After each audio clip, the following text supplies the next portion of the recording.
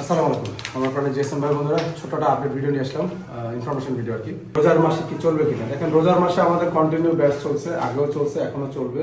প্রত্যেকটা সেন্টারই রোজার মাসেও এগুলো বন্ধ থাকে না। যদি 12 তারিখে নির্বাচন হয় তা আলহামদুলিল্লাহ আমরা চিন্তা ভাবনা করতেছি 15 তারিখ থেকে শুরু করে চিন্তা ভাবনা করতেছি ইনশাআল্লাহ। যারা ভর্তি হবে 15% ডিসকাউন্ট পাবে।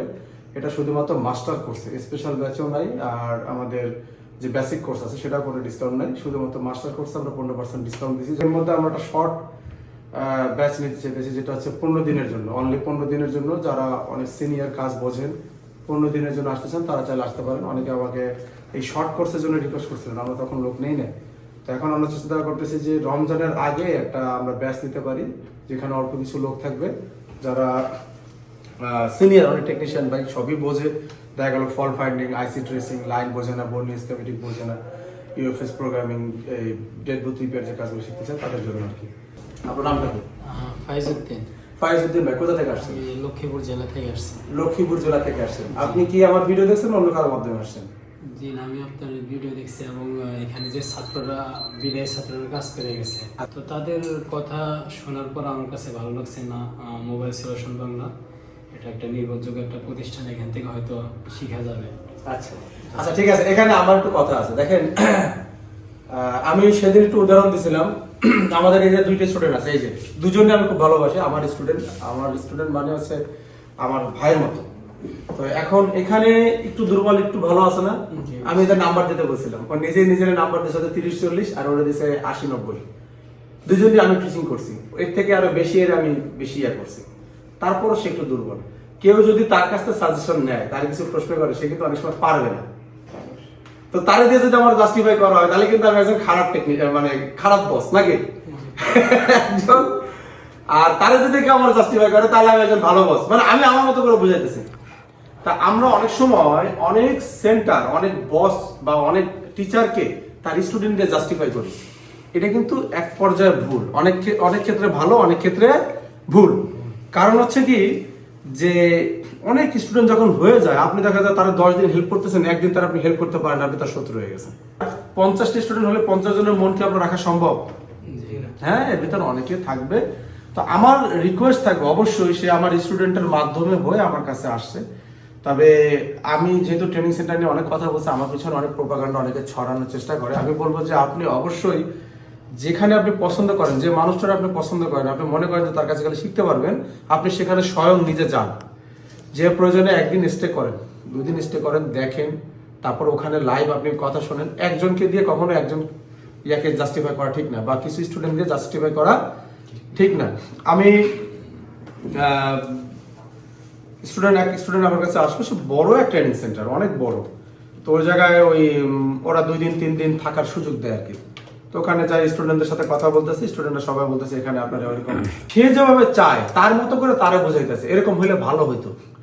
কিন্তু এখানে সে বলা যায় ওই যে স্টুডেন্টটা, মানে আমি আমার মতো করে কই, সে হচ্ছে ছেলে, আর যে শিক্ষা সে হচ্ছে বাবা জানে ছেলেকে কোন ভাবে শিক্ষা দিলে আমার ছেলে মানুষ হবে, বুঝানোর জন্য বলতেছে। কিন্তু ছেলে মনে করতেছে যে আমি এই জায়গাতে লাভ দিলে আমি ওই বিল্ডিং এ চলে যাবো, 1 লাভ দিয়ে, এই তো কাছাকাছি লাভ দিলে আমি পারবো। কিন্তু বাবা জানে যে এখন পর্যন্ত ওর এখন অনেক স্টেপ বাকি আছে, এই সিঁড়িগুলো পার হওয়ার পরেও লাভ দিতে পারবে। ঠিক আছে, এক একজনের চিন্তা ভাবনা এক এক রকমের, এক একজনের মন মানসিকতা এক এক রকমের। তো যেহেতু এই সবাই যত ট্রেনিং করায়, যে একটা সিলেবাস, একটা ইন্টারন্যাশনাল সিলেবাসের মাধ্যমে আমরা শিখাই কোনভাবে কোন স্টেপের পরে কোনটা দিতে হয়।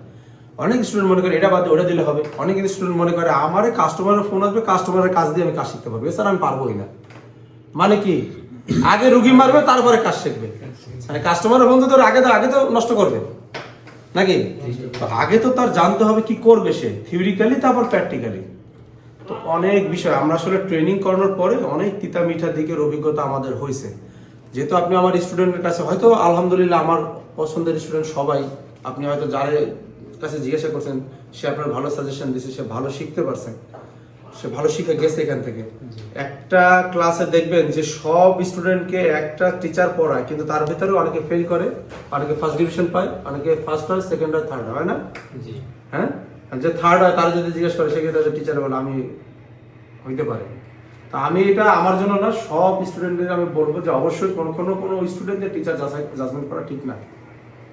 টিচার সবাই, একজন ভালো টিচারের কাজ হচ্ছে তার ভিতরে একটা সম্পূর্ণ উজাড় করে দেওয়া, কিন্তু এইটা রিসিভ করতে অনেক ছাত্র ব্যর্থ হয়। এই কথাগুলো বললাম কেন, আমি আসলে অনেক জায়গায় অনেক সিচুয়েশনে আমি জানি যে এই আমার অনেক ভাই ব্রাদার আছে যারা ট্রেনিং করায়, তারা খুব ভালো, অনেক বেস্টটা দেওয়ার ট্রাই করে, সেখান থেকে অনেকে ব্যর্থ হয়, তারপরে সে বদনাম করে। আসলে সে ঠিকই চেষ্টা করছে, সে পারে না।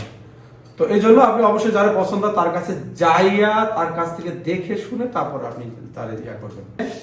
আসার আগেই সে হচ্ছে স্পেশাল ব্যাচের স্টুডেন্ট কিন্তু একটা হিউজ অ্যামাউন্ট, উনি আমার না দেখে, আমার মনে হয় শুধু ফোনে কথা হয়েছে, টাকা অ্যাডভান্স করে পাঠিয়ে দিয়েছে অনেক আগেই, কি তাই না? জি। তো এই যে বিশ্বাস করে আমাদের কাছে আসে স্টুডেন্টরা, অনেকেই করছে, আসার আগেই দেখা গেল যে ইনস্ট্রুমেন্ট কিনবে, কোর্স ফি সহ আমার প্রায় 6 মাস আগে পাঠিয়ে দিয়ে বসে গেছে, এরকম হয়েছে আমাদের ক্ষেত্রে।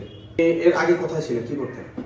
আমি আগে বিগত 4 বছর 4.5 বছর বাইরে ছিলাম, সৌদি আরব। সৌদি আরবে ছিলেন? জি।